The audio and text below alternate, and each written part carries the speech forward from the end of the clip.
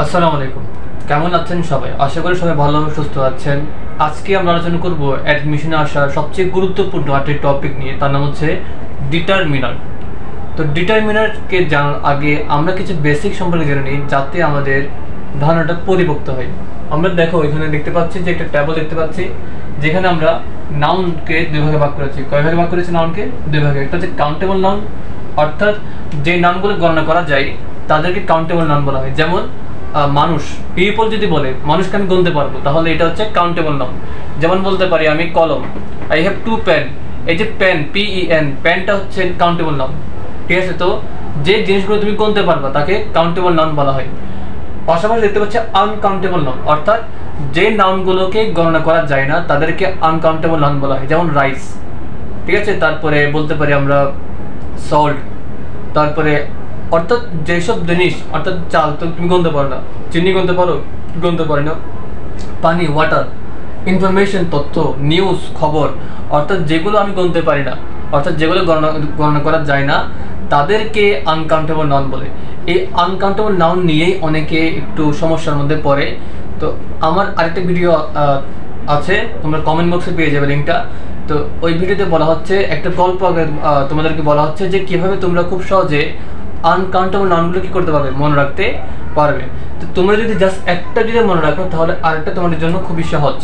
তো অবশ্যই তোমরা ভিডিওতে গিয়ে ভিডিওতে কী করবে, দেখে নেবে। এখানে দেখো আমরা কাউন্টেবল নাউন এবং আনকাউন্টেবল নাউনকে দুই ভাগে ভাগ করার পরে কিছু জিনিস দেখতে পাচ্ছি। একটা হচ্ছে ফিউ, এফিউ, আর একটা হচ্ছে লিটল, এলিটল। অর্থাৎ যদি কোনো বাক্যের মধ্যে ফিউ, এফিউ থাকে, অর্থাৎ যদি কোনো বাক্যের সাবজেক্ট যদি গণনা করা যায়, যে সাবজেক্টকে একটা বাক্যের মধ্যে গণনা করা যায় তার আগে বসবে ফিউ বা এফিউ, যে কোনো একটা। আর যেসব সাবজেক্টগুলো বা যেসব নাউনগুলোকে গণনা করা যায় না তাদের আগে বসবে little by little. Same goes to second one. যেসব নাউনগুলো গণনা করা যাবে তাদের আগে বসবে মেনি, এবং যেগুলো গণনা করা যাবে না তাদের আগে বসবে মাচ। তো দেখো আমাদের প্রথম কোশ্চেনটাতে he doesn't have dash money. তোমাকে যে কোনো একটা লিখতে হবে। এখানে কি মেনি হবে নাকি মাচ হবে? তো দেখো মানি অর্থাৎ অর্থ, মানিকে কি গণনা করা যায়? টাকা গণনা করা যায়, একটা টাকা গণনা করা যায়, কিন্তু মানি অর্থ বোঝাচ্ছে সমগ্র অর্থ। অর্থাৎ অর্থকে তো তুমি গণনা করতে পারো না, ওই জন্য মানি হচ্ছে আনকাউন্টেবল নাউন। তো ওই জন্য আনকাউন্টেবল নাউন যদি বসে তাহলে তার আগে বসবে মাচ। ওই জন্য এখানে রাইট আনসারটা কি হবে? হি ডাজেন্ট হ্যাভ মাচ মানি। ঠিক আছে? হি ডাজেন্ট হ্যাভ মাচ মানি।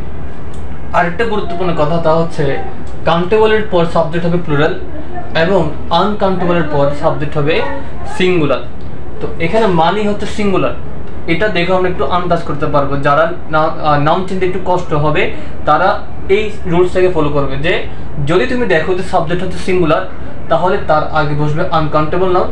যদি তুমি দেখো যে সাবজেক্ট হচ্ছে প্লুরাল তাহলে তার আগে বসবে কাউন্টেবল নাউন। এখানে সাবজেক্ট যেটা সিঙ্গুলার ছিল ওই জন্য তার আগে বসছে মাচ, অর্থাৎ আনকাউন্টেবল নাউনটা বসছে। 2 নম্বরে চলে আসছে আমরা this is dash information to learn. Information হচ্ছে তথ্য, একটু আগে আমরা বলেছি যে তথ্য, খবর, তারপর রাইস, সল্ট, ঠিক আছে, চাল, তারপর লবণ, এগুলো হচ্ছে আনকাউন্টেবল নাউন, যেগুলো গণনা করা যায় না। এবং এটা নিয়ে একটা গল্প আছে, আমি বললাম যে ভিডিও লিঙ্কে তোমরা পেয়ে যাবে। তো দেখো ইনফরমেশন মানে হচ্ছে যেগুলো গণনা করা যায় না, অর্থাৎ সিঙ্গুলার। তাহলে সিঙ্গুলার যদি আনকাউন্টেবল না যদি সিঙ্গুলার থাকে তাহলে তার আগে কি বসবে?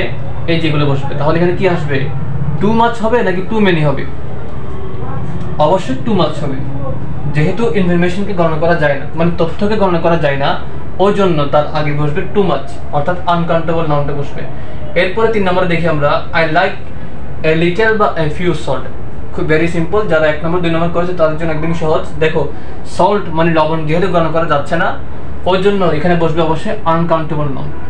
ঠিক আছে? আরেকটা জিনিস হচ্ছে সল্ট যেহেতু সিঙ্গুলার, ঠিক আছে, সল্ট যেহেতু কি সিঙ্গুলার, ওই জন্য এখানে কি বসবে?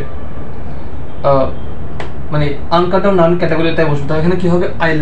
I would like a little salt. কি হবে? A little salt. আরেকটা জিনিস মনে রাখবেন, তা হচ্ছে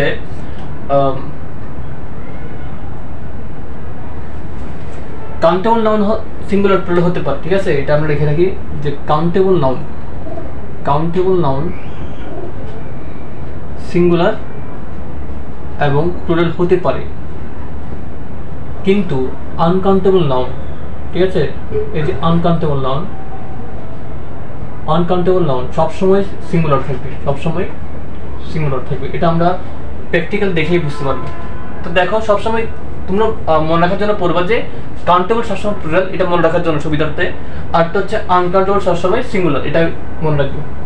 আরেকটা জিনিস দেখো 4 নম্বর চলে আসি, a few people left early, few বা লিটল পিপল লেফট আর্লি।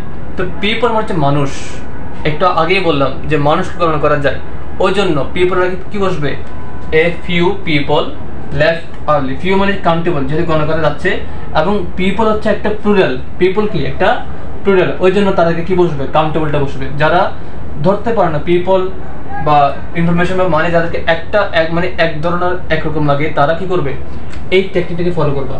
তাহলে তুমি দেখো প্লুরাল, পিপলটা প্লুরাল, এটা তো আমরা জানি, মানুষ হচ্ছে অনেকগুলো, ওই জন্য তার আগে কি বসবে, কাউন্টেবলটা বসবে। তাহলে এখানে কি হচ্ছে, ফিউটা বসবে, ঠিক আছে। তো a few people left early. প্রশ্নটা ঘুরিয়ে দিতে পারে, তোমাকে বলতে পারে যে পিপলের নিচে দাগ দিতে পারে, তো পিপল হবে নাকি পিপল ম্যান হবে, তাহলে এখানে কি হবে, পিপল হবে। ওকে, এরপরে দেখো আই এম নট অ্যালোন, আমি একা নই। I have a few friends.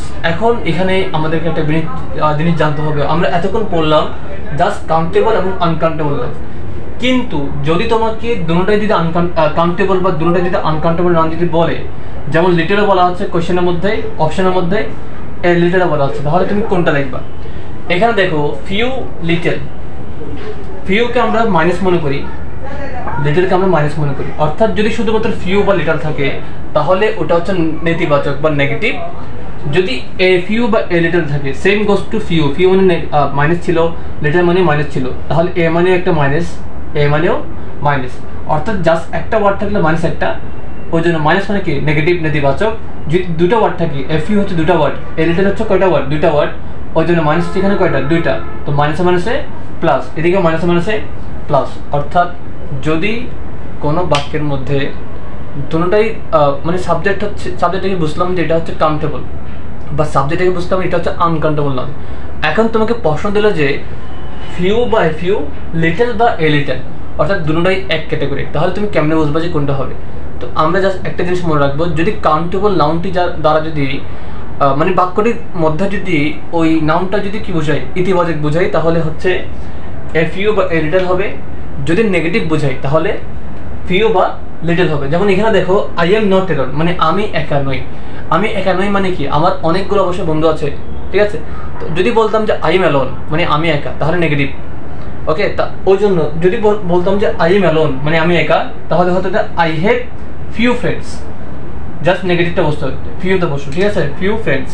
যদি বলতাম যে আই এম অ্যালোন, তাহলে হতো আই হ্যাভ ফিউ ফ্রেন্ডস, অর্থাৎ আমার বন্ধু আছে। দেখো এখানে ফ্রেন্ডসকে গণনা করা যায়, ফ্রেন্ডস যেহেতু প্লুরাল, এই যে প্লুরাল, কোনো সাবজেক্টের সাথে যদি এস বাই এস যদি আসে, তাহলে তার সাথে কি হবে, মানে ওটা কি হয়, প্লুরাল হয়। তো এখানে যেহেতু ফ্রেন্ডসের সাথে কি আছে, এস বাই ইএস আছে, দেখুন এখানে দেখো ফ্রেন্ডস, ওই জন্য এটা হচ্ছে প্লুরাল, এবং প্লুরাল সবসময় কার আগে বসে, কার পরে বসে, কাউন্টেবল নাউনের পরে বসে। তাহলে এখানে কাউন্টেবল নাউন মানে কোনটা, ফিউ বা এ ফিউ হবে। এখানে যেহেতু আই এম অ্যালোন বসছিল, মানে আমি একা, তো একা মানে হচ্ছে নেগেটিভ, তো ওই জন্য এখানে বসছিল ফিউ। কিন্তু যদি বলে তোমাকে যে আই এম নট অ্যালোন মানে আমি একা নই, তো আমি একা নই মানে কি ইতিবাচক একটা বাক্য বোঝাচ্ছে, তো এখানে কি হবে, I have a few friends.